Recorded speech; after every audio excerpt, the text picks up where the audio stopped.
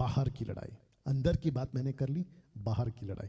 लिखा है कि अगर सब कुछ त्याग कर भी, नशा, गलत बातें, झूठ, व्यभिचार, घमंड, पैसा, अपने खुद की अंदर की गंदगी, सब कुछ त्याग कर भी प्रभु के रास्ते, सकरा रास्ता पर चलने का निर्णय लो, तो अपने विश्वास की कीमत चुकानी पड़ती है।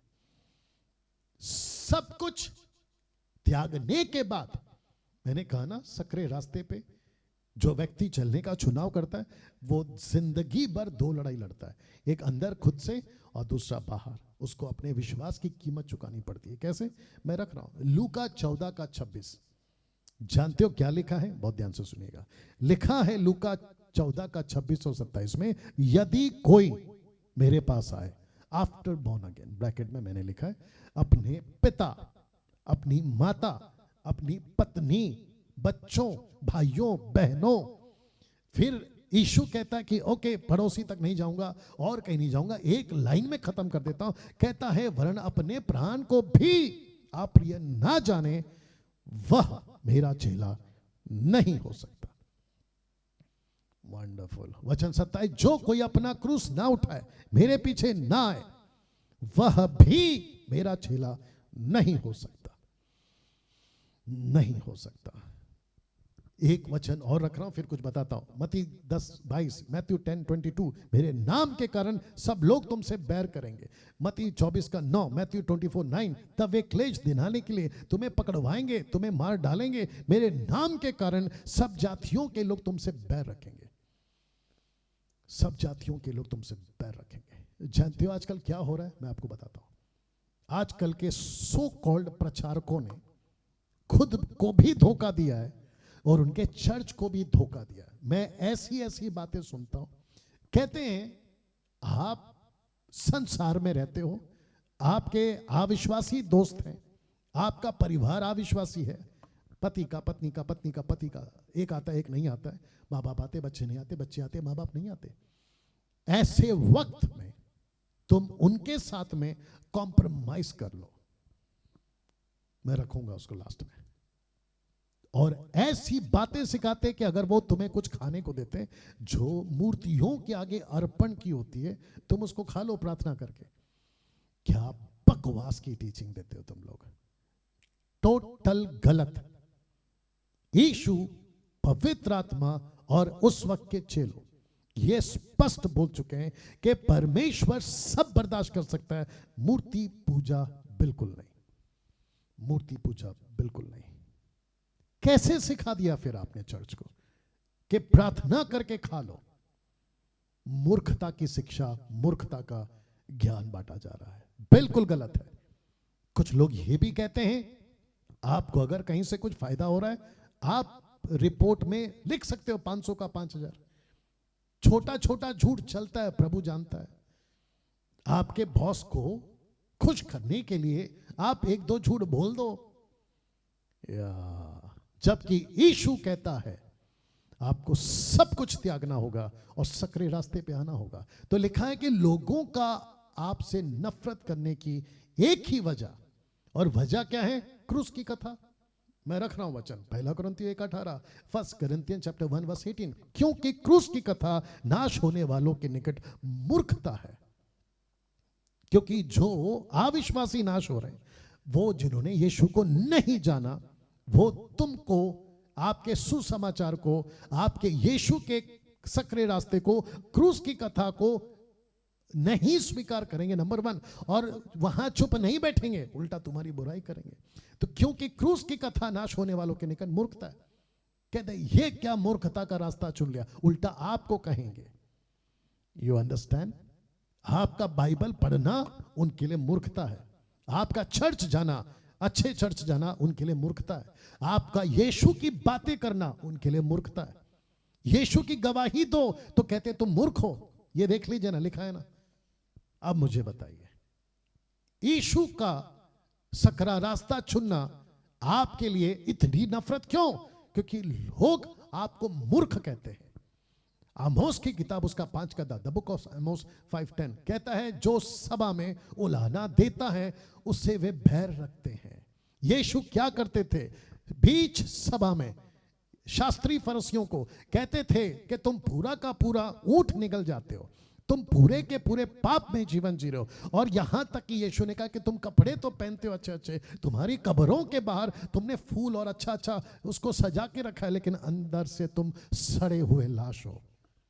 बताइए, ऐसा जब यीशु प्रचार करते थे तो यीशु को क्या कहते थे? प्यार करते थे कि नफरत? आप ही बताइए। लिखा है कि यीशु को मारने के लिए पत्थर तक उठा लिए, यीशु को ऊंचाई से फेंक देंगे, ऐसा निर्णय कर लिए।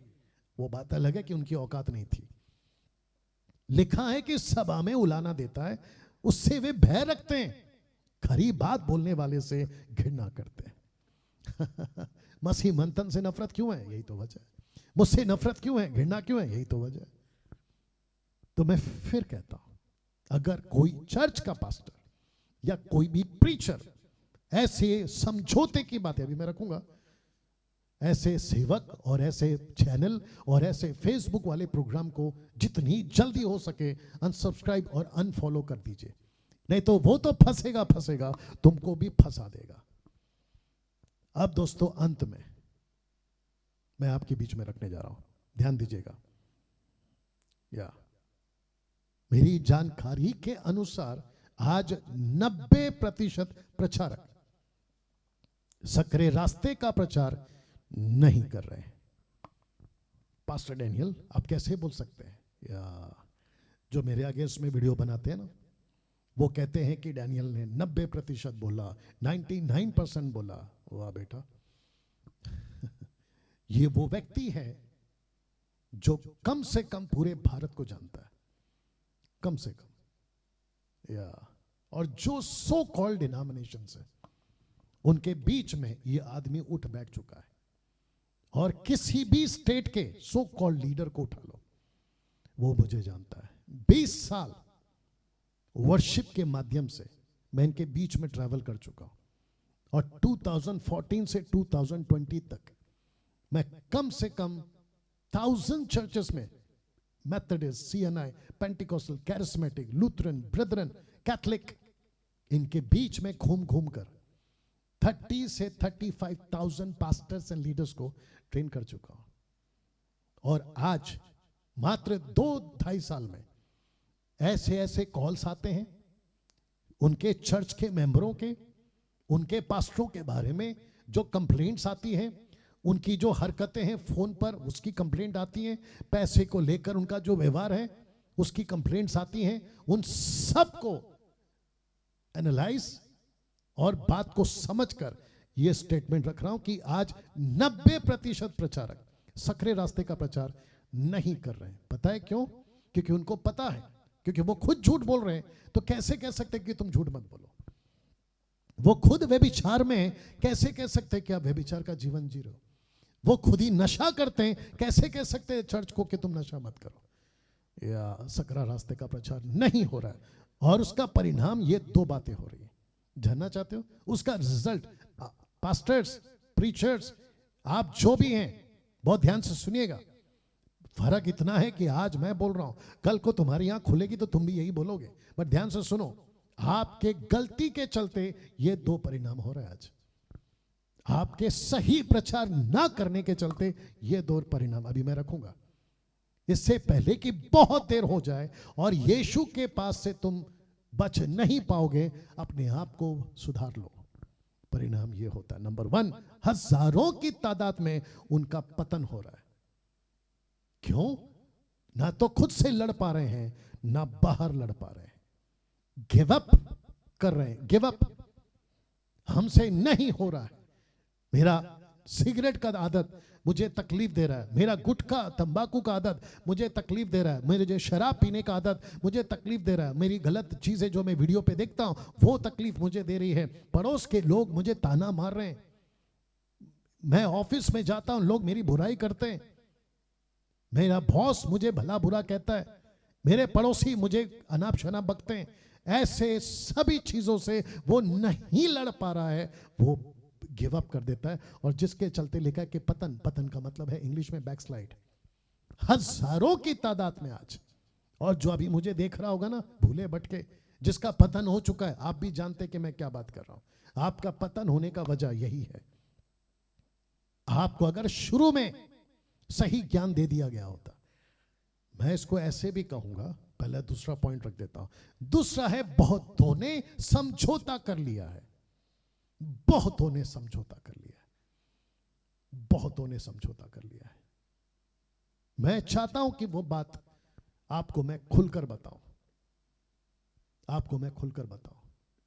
अगर जो अभी मुझे देख रहा है, यहां कुछ 380 और वहां कुछ 800, मैं उन सभी से कहना चाहता हूं, जिस चर्च में आप जाते हो और वहां का पास्टर अगर सकरे रास्ते के चुनाव का प्रचार नहीं कर रहा है, वो कितना पावरफुल है डब्बे में डालो। वो कितना अनॉइंटिंग में बात करता है या बहता है, XYZ, दुष्ट आत्मा निकालता होगा, मुर्दे जिंदा करता होगा, प्रोफेसी करता होगा, आपके डेट ऑफ बर्थ और आपके मोबाइल का नंबर और गाड़ी का नंबर प्लेट यहां तक बताता होगा। इन सब चीज को डब्बे में डालो। अगर वो व्यक्ति यीशु के सकरे रास्ते का प्रचार नहीं कर रहा है, ऐसे चर्च में जाना बंद करिए। पता है क्यों? क्योंकि मत्ती 7 का 21, 22, 23 कहता है कि मैंने दुष्ट आत्मा निकाली, यीशु कहता है मैं नहीं जानता। मैंने भविष्यवाणी की, यीशु कहता है मैंने नहीं जानता।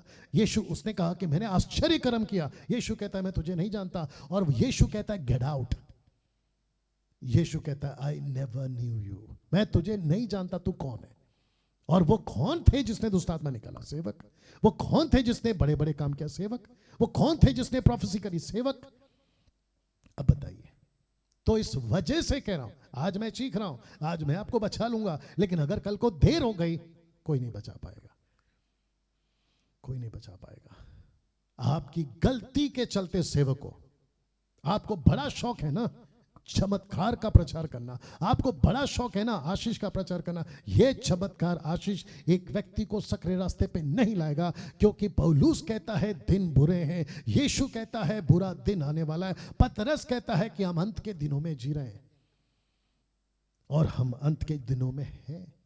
आप जरा चारों तरफ नजर डालिए। क्या आपको नहीं लगता है कि सकरे रास्ते का प्रचार कुछ ज्यादा ही होना चाहिए आपके चर्चेस में? आजकल का फैशन, लड़कियों के कपड़े पहनने का तरीका आप खुद जानते हैं कैसा है। आजकल के जो पिक्चर बन रहे हैं उसमें कितने सारे डबल मीनिंग की बातें, आपके फेसबुक और यूट्यूब पे आपको कितने सारे रील ऐसे देखने को या सुनने को मिल जाते हैं जिसमें वल्गैरिटी है, पूरी तरह से गालियां भरा हुआ है। और आप रहते हैं पूरे 6 दिन बाहर और आते हैं हफ्ते में 1 दिन, वो भी 3-4 घंटे के लिए, और उनको मिलता क्या है? आपका यीशु के वचन से बाहर का कचरा, यीशु की पवित्र आत्मा की अगुवाई के बाहर का कचरा। और वो भी आप क्या कहते हैं कि 2 घंटा वर्शिप पे नाचेंगे, खूब गाएंगे, खूब इंजॉय करेंगे, और फिर वचन का वक्त आता है आपके पास में आधा घंटा भी नहीं होता।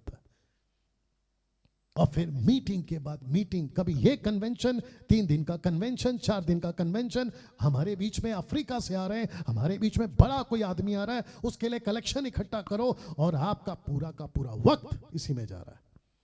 और परिणाम क्या हो रहा है? हजारों की तादाद में लोग ठंडे पड़ रहे हैं, लोग ठंडे पड़ रहे हैं।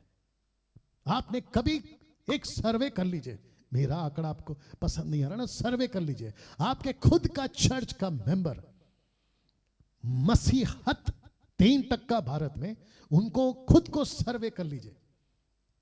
एक व्यक्ति ऐसा नहीं मिलेगा जो पाप से नहीं जूझ रहा है, वो चाहे बच्चा हो या बड़ा बुजुर्ग या लड़का लड़की, सब के सब आपको पता चल जाएगा। स्ट्रगल है, शिकायतें हैं। अगर इतना कह दिया ना कि जिस जिसको प्रार्थना की जरूरत है आगे आ जाओ, पूरा चर्च लाइन लगाता है। आप खुद जानते हैं इस बात को, क्योंकि जब मैं जाता था तो मेरे साथ में भी यही होता था। हमको सिर्फ कहना पड़ता था किस किस को प्रार्थना की जरूरत है, आगे आओ, सब आ जाते थे। बताइए क्या परिस्थिति है। बाहर नहीं निकल पा रहे, शरीर की बीमारी से बाहर नहीं निकल पा रहे, आत्मिक मानसिकता से शिकायतों पे शिकायतें हैं।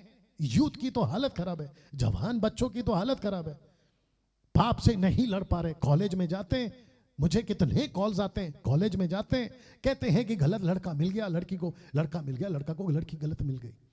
मैंने बीच में कहा था कि आज व्यभिचार इस कदर पर पड़ा हुआ है कि आपको ऐसे मिल जाएगा, इतना सस्ता हो चुका है व्यभिचार। आप खुद जानते हैं इस बात को।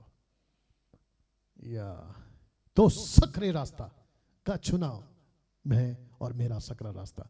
ये आखिरी स्लाइड है दोस्तों। उद्धार पाने का चुनाव तो आप अपनी मर्जी से कर सकते हैं, लेकिन उद्धार के रास्ते पे चलने का चुनाव सिर्फ प्रभु का होगा। उद्धार पालो, ये आपका चुनाव है, लेकिन उद्धार पाने के बाद खबरदार, अगर आपने कहा मैं मेरी मर्जी से चलूंगा, नहीं चल सकते। उद्धार पा सकते हो, लेकिन उद्धार के रास्ते पे चलने का चुनाव सिर्फ प्रभु का है। अगर यीशु कहता है ये गलत है, गलत है। यीशु कहता है ये करना नहीं, तो नहीं करना। यीशु कहता है यहां नहीं जाना, तो नहीं जाना। उसमें ना कोई इफ, ना कोई वाई, ना कोई बट, सिर्फ no. No means no. You understand that?